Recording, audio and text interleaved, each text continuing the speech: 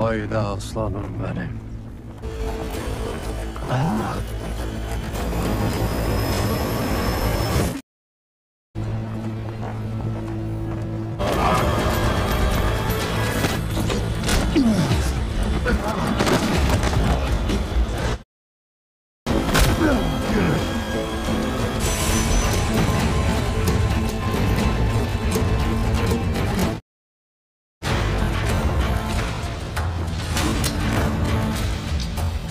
Setelah melakukan perkelahian 1 lawan 1 dengan Alparslan di pertempuran Pasinler, Tortunel pun berhasil ditumbangkan oleh Alparslan hingga tewas. Şimdi gözlerime Kemudian para pasukan Bizantium yang melihat kejadian itu pun marah dan langsung bergerak menyerang Alparslan. Namun prajurit Kesultanan Seljuk pun tak tinggal diam. Pertempuran besar pun terjadi di sana.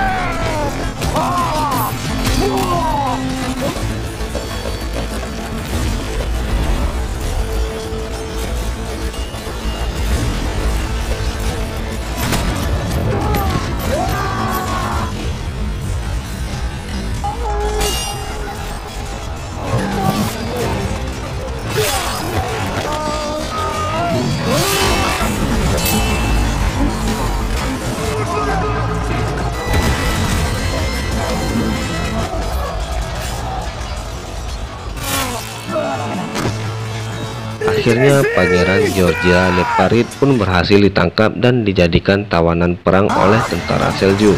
Sedangkan komandan pasukan Bizantium seperti Jenderal Dukas, Kapten Diogen, dan Yannis anaknya Kekafmenos pun memutuskan untuk melarikan diri dari pertempuran tersebut.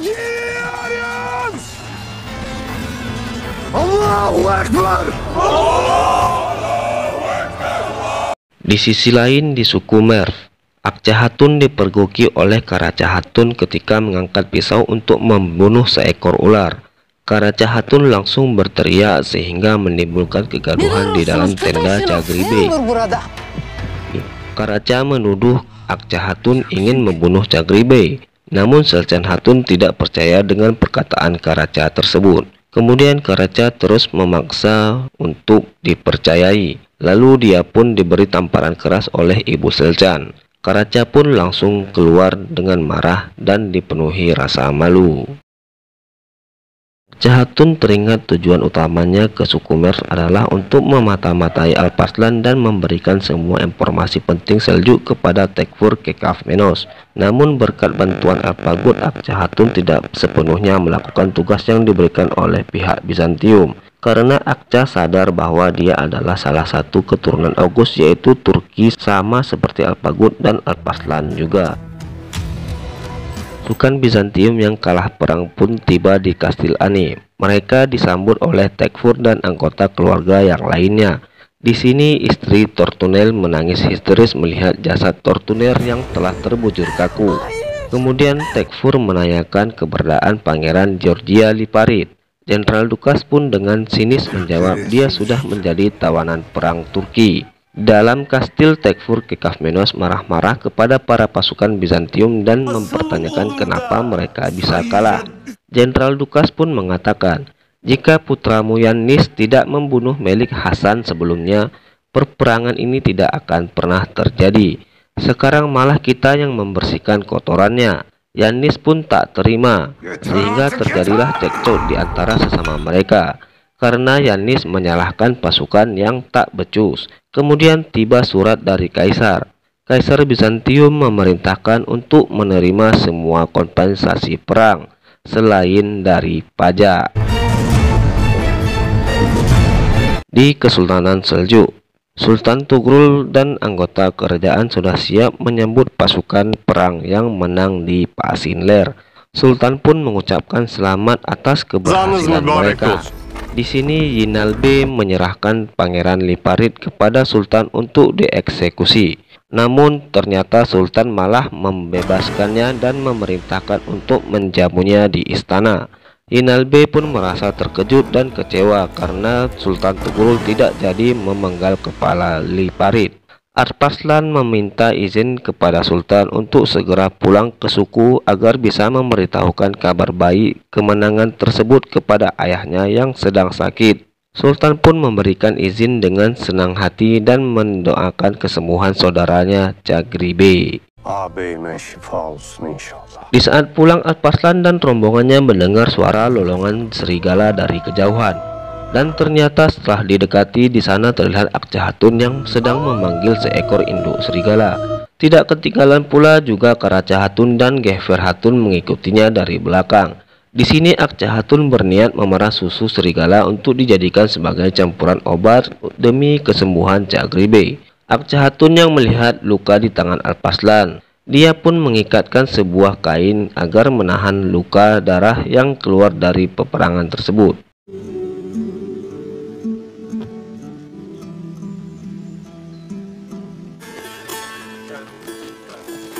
Sesampainya di suku, Akcha Hatun meracik ramuan untuk obat Cagribe.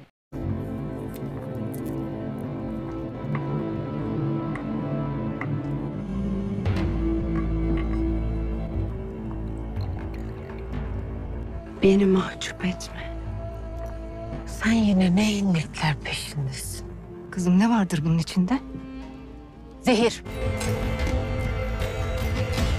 Kemudian dengan sedikit ramuan tersebut pun diminumkan kepada Cagribe. Dengan bantuan obat tersebut, Cagribe pun siuman dari sakitnya. Alparslan. Çok şükür. Pada saat makan malam, Sultan memuji keberanian Alparslan dalam pertempuran di Pasinler. Mendengar itu, Yinalbe merasa tidak senang kepada Alparslan karena dia merasa dia yang lebih senior dan lebih berhak untuk diunggulkan. Di sini hanya Kundurilah yang mencoba mengangkat nama Yinalbe di depan Sultan Tugrul dan selalu memuji Yinalbe. Dan pada saat yang bersamaan, tanpa ragu-ragu seorang Yinalbe mengungkapkan keinginan terbesarnya dalam hidupnya, yaitu meminta tanah yang telah direbut kepada Sultan. Namun dengan tegas Sultan Tugrul mengatakan, hanya ada satu kepala pada tubuh kita. Begitu juga dalam negara, hanya ada satu pengatur pemerintahan. Mendengar itu, Yinalbe untuk kesekian kalinya harus menanggung rasa malu dari ambisinya sendiri. Dan selama ini dia adalah pemberontak kepada Sultan Tugrul. Jenderal Dukas dan Tekfur Kekafmenos menyuruh Kapten Diogen untuk bernegosiasi kepada Kesultanan Seljuk untuk membebaskan Pangeran Liparit yang menjadi tahanan perang. Emir Bozan menyampaikan ucapan selamat atas kemenangan pasukan Muslim di Pasinler. Dia mewakili Sultan Mefdud. Kemudian dia mengatakan dia sudah memancung kepala pengkhianat yang berusaha membuat hubungan antara Seljuk dan Kesultanan Ghaznavid menjadi retak. Dia mengatakan semua itu berkat hasil penyelidikannya yang dilakukan bersama Alparslan. Di saat Alparslan ingin menjelaskan kepada Sultan, Sultan pun menghentikannya. Setelah Emir Bozan keluar, Sultan pun mempertanyakan hal tersebut kepada Alparslan dan memerintahkan Alparslan untuk menghentikan investigasi terkait kecurigaannya terhadap Emir Bozan. Hakikatı durduras. Diogen dan Nestor pun tiba di Istana Re. Hc Dehestani meminta kompensasi perang dan pembebasan Liparit. Bizantium harus membayar 100.000 keping emas. Dan umat muslim yang berada di Bizantium mulai sekarang akan membacakan khutbah untuk khilafah Abbasiyah dan Kesultanan Seljuk. Dan selanjutnya Bizantium harus membayar 500.000 keping emas setiap tahunnya untuk menunjukkan kepatuhan mereka kepada Seljuk.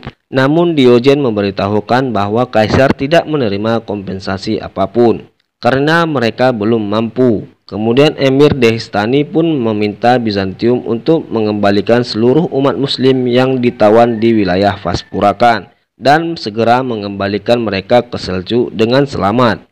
Perjanjian tersebut pun disepakati selama 5 tahun perdamaian antara Seljuk dan Bizantium. Kemudian Sultan memerintahkan Alparslan untuk mengantarkan Pangeran Liparit dengan selamat dan mengambil 100.000 keping emas dari Tekfur Kekavmenos. Teslim edest. Tiba-tiba kuda putih Akça Hatun datang ke suku Merv. Lalu Akça pun langsung menungganginya menuju ke hutan. Ternyata di rumbai kuda ada surat yang diberikan oleh Kekavmenos. Kemudian saat membaca surat, rombongan Sulaiman pun datang. Kemudian Sulaiman menyuruh Akça untuk pulang ke suku agar terhindar dari bahaya yang tak terduga. Saat hendak pulang, kalung salib Akça pun terjatuh. Namun Sulaiman selalu memantau Akça Hatun sehingga dia tidak bisa mengambilnya kembali. Di perjalanan mengantarkan Pangeran Liparit, Alparslan dan pasukannya dihadang oleh segerombolan bandit untuk mencegah Liparit sampai di Kastil Ani dengan selamat. Tetapi sebelumnya Alparslan dan Atabe Hasan sudah memprediksi hal tersebut, sehingga mereka memisahkan Liparit dengan Atabe dan Alparslan hanya membawa kereta yang digantikan oleh orang lain. Bandit tersebut pun terkejut. Pertempuran pun terjadi di sana. Setelah diperiksa, bandit tersebut merupakan kelompok yang sama dengan sebelumnya, yaitu pasukan bisu tanpa lidah. Dengan merasa sangat cemas, Akça pun pulang ke suku. Tiba-tiba Gefer mencegat Akça dan mengatakan bahwa Cagribe memanggil Akça ke tenda suku. Cagribe menyuruh Akça mendekat dan dia berterima kasih karena telah berkontribusi dalam proses penyembuhan dirinya. Sağ olasın Şehver Sultan. Di Kastil Ani, Kekavmenos pun terkejut melihat Alparslan berhasil membawa kembali Liparit dengan selamat. Karena sebelumnya Kekavmenos sudah meminta Emir Bozan untuk membunuh Liparit. Namun pasukan bisu tersebut gagal. Liparit pun mengeluarkan sumpah serapahnya kepada Alparslan. Kemudian Alparslan pun menerima 100.000 keping emas dari Kekavmenos sebagai bayaran kompensasi pembebasan Pangeran Liparit dari Seljuk. Setelah itu Alparslan pun memberitahukan bahwa Seljuk telah menepati janjinya. Dan kemudian sekarang giliran Bizantium untuk membebaskan semua umat Islam yang ditawan di Vaspurakan dengan selamat. Setelah rombongan Alparslan meninggalkan Kastil Ani, Pangeran Liparit pun dipanggal oleh Jenderal Dukas karena jadi beban kekaisaran Bizantium. Evdokia sedang melukis foto ibunya bersama dia saat masih kecil. Dia belum pernah bertemu ibunya sejak lahir karena sudah meninggal saat melahirkan dia. Kemudian Diogen berusaha menghiburnya dengan cara memuji Evdokia dengan sedikit gombalan.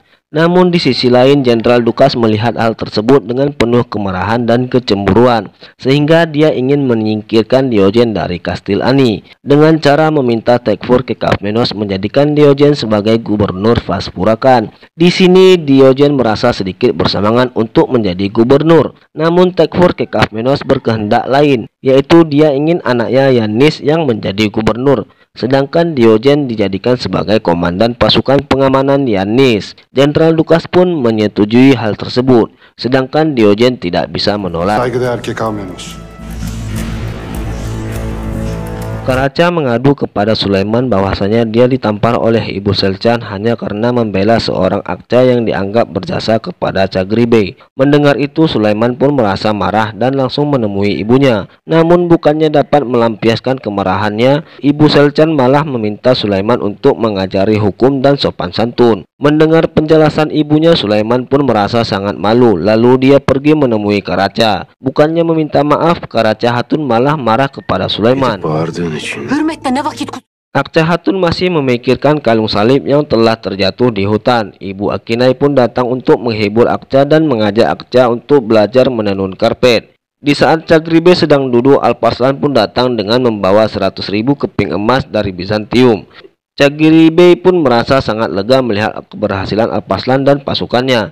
Di tenda suku, Alparslan, Cagribe, dan Sefer sedang membahas masalah Emir Bozan yang ikut andil dalam hal penyerbuan tersembunyi sebelumnya. Sefer Hatun masih meragukan keterlibatan Emir Bozan, karena sebelumnya Emir Bozan telah memenggal kepala yang dijadikan kambing hitam oleh Emir Bozan.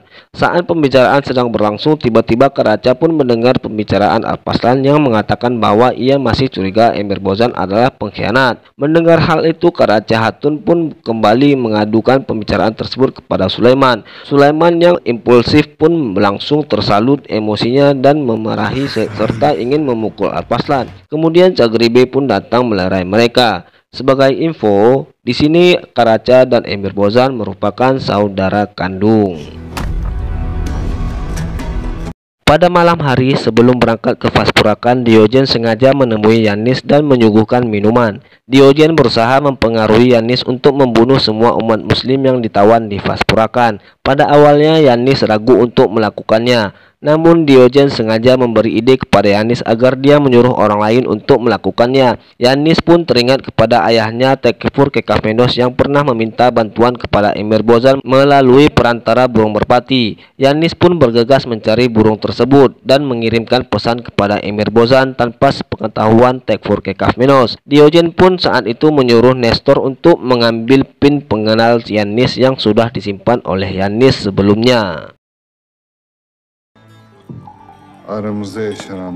Setelah menerima pesan dari Yanis, Emir Bozan pun memerintahkan anak buahnya untuk membantai semua umat muslim yang akan dikembalikan ke Seljuk, termasuk semua tentara Bizantium, agar tidak meninggalkan jejak sama sekali.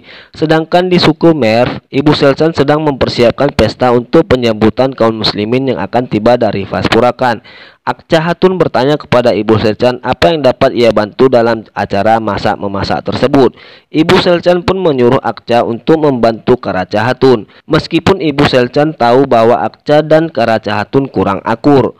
Awalnya Karaca keberatan dibantu oleh Akca Hatun. Namun setelah melihat garam dengan hati busuknya, Karaca pun memasukkan garam tersebut dengan jumlah banyak ke dalam sup. Setelah itu dia memanggil Akca Hatun untuk membantu menambahkan garam lagi. Karena terlalu asin, Karaca Hatun pun mempermalukan Akca Hatun di depan para penduduk suku. Akca pun pergi dari tempat tersebut.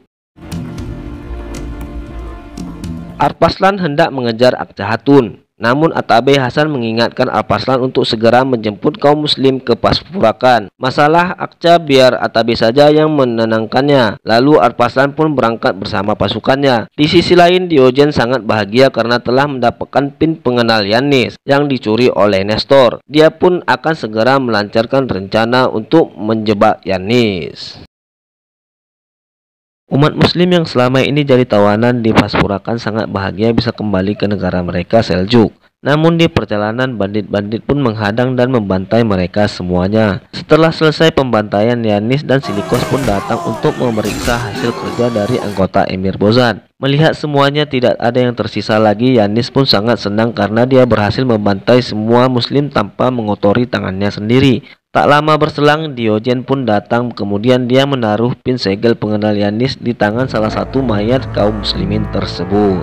Alparslan sudah sampai di tempat penjemputan kaum muslimin di perbatasan. Sudah beberapa saat menunggu, namun rombongan belum kelihatan. Alparslan dan pasukannya menyusul mereka. Mereka sangat terkejut dan marah melihat semua kaum muslimin yang telah dibantai. Mereka memeriksa semua orang untuk memastikan apakah masih ada yang masih hidup, namun tak ada seorang pun yang tersisa dan selamat. Alparslan pun melihat sesuatu yang terselip di tangan korban. Dengan menemukan pin pengenal Yanis, Alparslan pun yakin bahwa semua yang terjadi adalah perbuatan Yanis.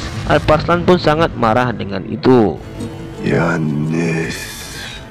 Setelah kejadian dipermalukan oleh Karaca Hatun di depan umum, Akca Hatun pun masuk ke kamar. Di saat kemarahannya memuncak, Akca pun menemukan kalung salib yang diberikan oleh Kekafmenos yang telah terjatuh dalam hutan. Dia pun penasaran siapa yang mengembalikan kalung tersebut. Di saat dia kebingungan, Atabe Hasan pun datang untuk memastikan dan menghibur Akca dengan kata-kata nasihat yang biasa digunakan oleh Atabe Hasan kepada Alparslan dan Alpagut ketika saat marah. Mendengar kebiasaan itu, Akca pun mengetahui bahwa Atabe adalah ayah kandungnya. Namun dia teringat lagi pesan Alpagut agar tidak mengungkapkan dirinya kepada Atabe Hasan bahwa dia adalah anaknya. Yaşında vardın ya da yoktun. Gidecektim. Ya da senin baban değil. Seni kaçıranların izin